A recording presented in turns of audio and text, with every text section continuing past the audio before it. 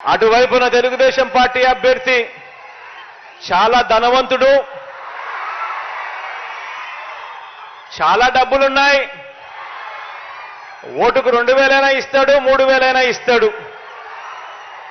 బహుశా రామిరెడ్డి అన్న అంత ధనవంతుడు కాడు, బహుశా ఆ మాదిరిగా తాను ఇయలేకపోవచ్చు. కానీ ఒకటే ఒకటి గుర్తుపెట్టుకోండి,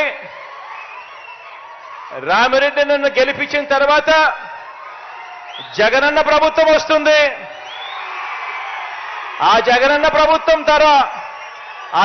ప్రభుత్వం వచ్చిన తర్వాత ఈ 5 సంవత్సరాలు మీరు లెక్క తీస్తే ప్రతి అక్క చెల్లెమ్మకు కూడా ఇన్ని పథకాల ద్వారా ఇన్ని లక్షల రూపాయలు వాళ్ళ బ్యాంకు ఖాతాల్లోకి జమ అయి ఉన్నాయి.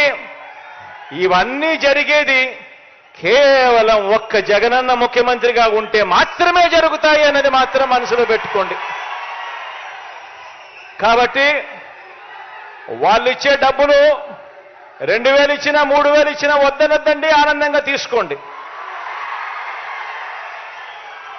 కానీ ఓటు వేసేటప్పుడు బటన్ నొక్కేటప్పుడు మాత్రం ఖచ్చితంగా గుర్తుపెట్టుకోండి, రామిరెడ్డి అన్నకు ఓటు వేస్తేనే జగన్ ముఖ్యమంత్రి అవుతాడు అన్నది మాత్రం గుర్తుపెట్టుకోండి.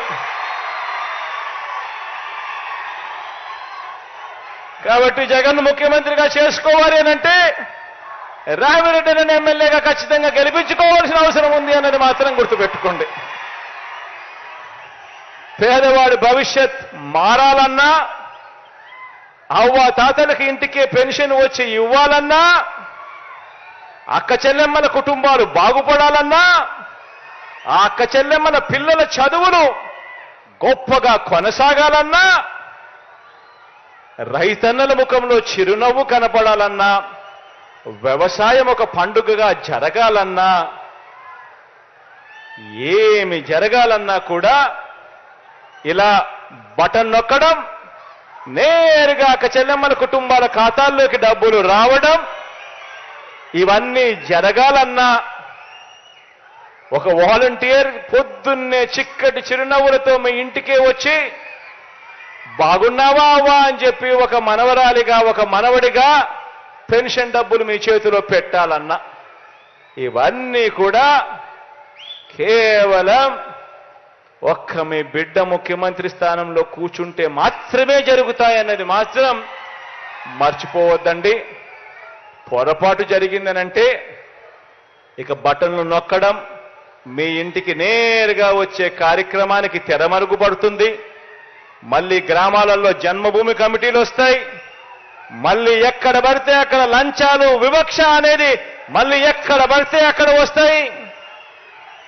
పేదల బ్రతుకులు, పేద పిల్లల చదువులు అన్నీ కూడా ఆవిరైపోతాయి, అంధకారమయమైపోతాయి.